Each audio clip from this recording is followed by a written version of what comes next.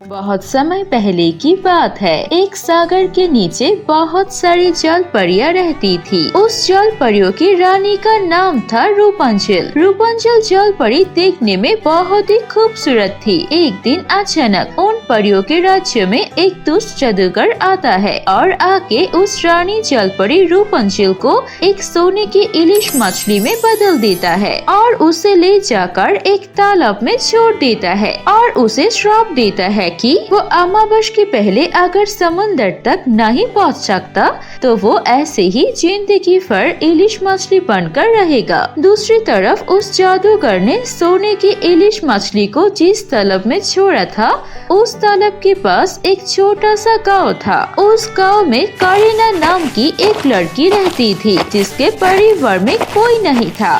वो एक मछली वाली थी। वो मछली पकड़ के बेच के ही अपना गुजारा करता था। ऐसे ही एक दिन करीना मछली पकड़ने जाती है। मैं बहुत देर से मछली पकड़ने की कोशिश कर रही हूँ लेकिन कोई मछली मेरे जाल के अंदर आ ही नहीं रहा। पता नहीं आज मुझे कोई मछली मिलेगी या नहीं। ऐसे ही करीना अपना मन छोटा कर रही थी और वो उदास हो रही थी। तभी उसके जाल में कुछ अटक गई। वो खुशी से अपना जाल उठाता है और देखता है उसके जाल में एक सुनहरा इलिश मछली है। ये देखकर वो बहुत चौंक जाती है और साथ ही साथ खुश भी होती है। अरे सुबह से एक भी मछली नहीं पकड़ में आ रही थी लेकिन अभी तो एकदम सुनहरा सुंदर मछली पकड़ में आ गई। इसे बाजार में बहुत अच्छे दाम में बेचूंगी और मेरा 2-3 दिन का खर्चा निकल जाएगा। ये सोच के जब करीना उस सोने की मछली को पकड़ने जाती है तभी वो मछली बोलती है, मुझे छोड़ दो, मुझे मत पकड़ो, मुझे मत मारो, मैं जीना चाहती हूँ। ये सुन के करीना बहुत घबरा जाती है और बोलती है, अरे तुम तो एक मामूली सी मछली हो लेकिन तुम बात कैसे कर सकती हो?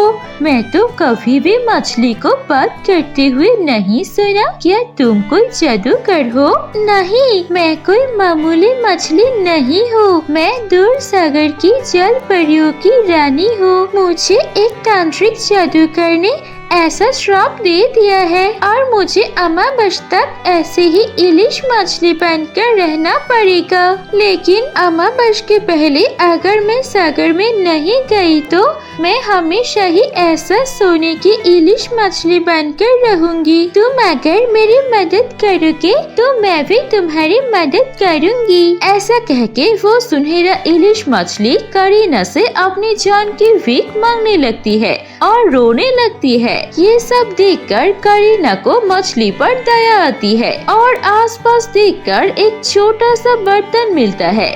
फिर वो उस बर्तन के अंदर पानी लेकर उस मछली को लेकर अपने घर आ जाता है। जादुई इलिश मछली, मेरे पास ज्यादा कुछ खाना तो नहीं है, कुछ खाना बचा है, ये तुम खा लो और इस छोटे से बर्तन में ही तुम सो जाओ। ऐसा कह के वो मछली को थोड़ा सा खाना देकर छोटा सा एक बाल्टी में उस मछली को रख के वो सो जाता है। वो मछली बहुत ही ज्यादा खूबसूरत थी और बहुत चमक रही थी। ये देखकर करीना बहुत खुश होती है और वो उस मछली के तरफ देखते ही देखते सो जाती है। जब रात को उसकी नींद टूटती है और वो देखती है कोई आवाज हो रही है। आवाज सुन के उसकी नींद टूट जाती है और वो इधर उधर देखने लगती है। कौन है मेरे घर में? कौन है? ऐसा आवाज कौन कर रहा है? जल्दी बाहर आओ। मैं हूँ करीना, मुझे यहाँ से निकालो,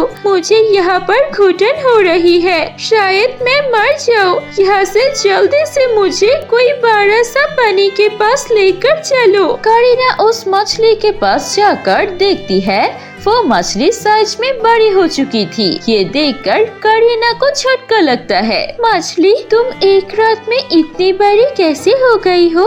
रुको, मैं तुम्हारे लिए एक बड़ा सा बाल्टी का इंतजार करती हूँ। इतना कह के करीना एक बड़ा सा बाल्टी लेकर आती है और उस मछली को वहाँ पर रख देती है। अगले दिन सुबह होने के बाद करीना मछली पकड़ने चली जाती है। मछली पकड़ के बेच के घर आती है और और फिर वो उस सुनहरी इलिश मछली से बात करने लगती है। वो दोनों ही बहुत अच्छे दोस्त बन जाते हैं। ऐसे ही बहुत कुछ दिन चले जाती है। एक रात को फिर से करीना को कुछ आवाज आती है। वो आवाज सुनकर जाती है और वो देखती है कि आज भी इलिश मछली चिल्ला रही है, मुझे इस बाल्टी से निकालो, मुझे एक बड़ा से घर के बड़े से बाथटब में रहने दो, मैं ऐसे नहीं जिंदा रह सकती, ये बाल्टी मुझसे बहुत छोटी है, लेकिन मेरे पास तो ये बाल्टी ही सबसे बड़ा चीज था, इससे ज्यादा बड़ा तो मेरे पास कुछ नहीं है। ये सुन के सोने की इलिश मछली अपने मुंह से एक जादुई अंगूठी बाहर करती है और वो करीना को देखकर बोलती है, करीना तुम इस अंगूठी से बोलो कि तुम्हारे लिए एक बहुत ही बड़ा और सुंदर सा बहुत ही बड़ा बाथटब वाला घर आ जाए तो वो घर आ जाएगी। मछली की बात सुनकर करीना उस अंगूठी से बोलती है, अंगूठी मेरे घर बहुत ही बड़ा और खूबसूरत घर बन जाए और उसके अंदर बहुत ही बड़ा बाथटब हो जिसमें आपने इस जादुई इलिश मछली को रख सको। ये कहते ही वो जादुई अंगूठी एक बहुत ही बड़ा घर प्रकट कर देती है और वहाँ पर बहुत ही बड़ा बाथटब भी होता है जहाँ पर करीना अपनी इलिश मछली को रख देता है। फिर वो मछली अपना अंगूठी ले लेती है और गाँव वाले करीना की रातों रात इतनी बड़ी घर देखकर बहुत जलने लगती है और एक दूसरे से बात करने लगती है। ये करीना तो 2 दिन पहले तक मछली बेचती थी, लेकिन आज रात ही रात इसके पास इतनी अच्छी घर कैसे आ गई? पता नहीं, शायद कोई जादू लग गई होगा। चलो हमें क्या, गांव वाले चले जाते हैं। ऐसे ही कुछ दिन बीत जाते हैं। कुछ दिन बाद अचानक एक दिन रात को वैसे ही आवाज आती है करीना को। वो भागते हुए बाथटब के पास जाती है और उस जादुई सोने की इलिश मछली को देखती है। करीना मुझे जल्दी से यहाँ से निकालो, मुझे एक बड़े स्विमिंग पूल में रखो, मैं यहाँ पर नहीं रह सकती और मैं बड़ी हो रही हूँ। ये सुनकर करीना फिर से उसे बोलती है, लेकिन मेरा इस घर में तो कोई स्विमिंग पूल नहीं है, ये लो जादुई अंगूठी, इसे फिर से तुम्हारे लिए बड़ा सा घर और स्विमिंग पूल मांग लो। करीना वैसे ही करते हैं और वो जादुई अंगूठी एक बड़ा सा घर और स्विमिंग पूल प्रकट करती है और फिर करीना उस मछली को ले जाकर स्विमिंग पूल में डाल देती है और वो वहाँ पर खुशी से रहने लगती है। कुछ दिन और गुजर जाती है और अगले दिन अमावस की रात आने वाली थी। वो जादुई इलिश मछली करीना को बुलाकर बोलती है, करीना कल अमावस की रात है, मैं तुम्हें कुछ देना चाहती हूँ, ये लो। इतना कह के वो एक जादुई अंगूठी से एक जादुई तलवार प्रकट करती है और बोलती है, ये जादुई तलवार है, इस तलवार को तुम अपने साथ लेकर कल मुझे समंदर में छोड़ आना। मुझे लगता है कि वो जादूगर जरूर आएगा तुम्हें रोकने के लिए, ताकि मैं कभी मछली से जल परी नहीं बन सकूं और अगर वो आए तो तुम उसे मार डालना ये जादुई तलवार से। उस जादुई सोने की इलिश मछली की बात सुन के करीना वैसा ही करती है। अगले दिन सुबह वो जादुई तलवार और उस मछली को जादुई रिंग से छोटा साइज के बना के समंदर की तरफ जाने लगती है। समंदर की तरफ जाते हुए उसे वो जादूगर मिल जाती है। वो जादूगर उससे इलिश मछली को लेने की कोशिश करती है और करीना को मारने लगता है कि तभी उसे अपनी जादुई तलवार की याद आती है